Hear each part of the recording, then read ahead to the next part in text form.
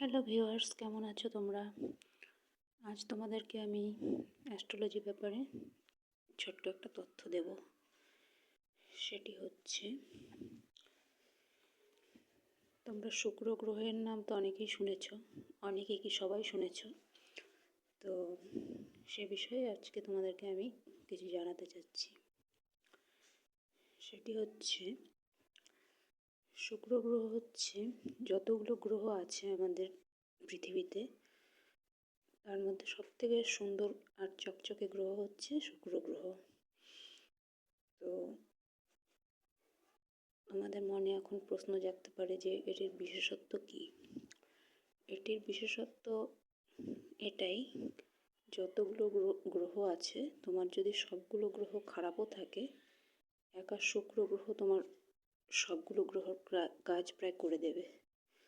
যদিও সেরকমটা হয় না, সব গ্রহই ভালো থাকতে হয় মানুষের, কিন্তু তাহলেও শুক্র গ্রহ এমন একটা গ্রহ যেটা যদি স্ট্রং পজিশনে থাকে, তোমার অন্য কোনো গ্রহ সেরকমভাবে ভালো থাকার প্রয়োজনও নেই, এটা একাই 100। তো এটি যদি তোমার হরোস্কোপে পাওয়ারফুল থাকে, তাহলে সেই ব্যক্তি দেখতে খুবই সুন্দর, আকর্ষণীয় আর খুব ঝাঁ চকচকে হয়। তার মধ্যে এতটাই অ্যাট্রাকশন পাওয়ার থাকে যে তুমি চাইলেও তাকে কখনো ভুলতে পারবে না, তাকে না দেখে থাকতে পারবে না, তার ভয়েস না শুনে থাকতে পারবে না। তোমার একটা অ্যাডিকশানে পরিণত হবে। এটাকে বলে শুক্র গ্রহ। আকাশের দিকে তাকিয়ে দেখবে,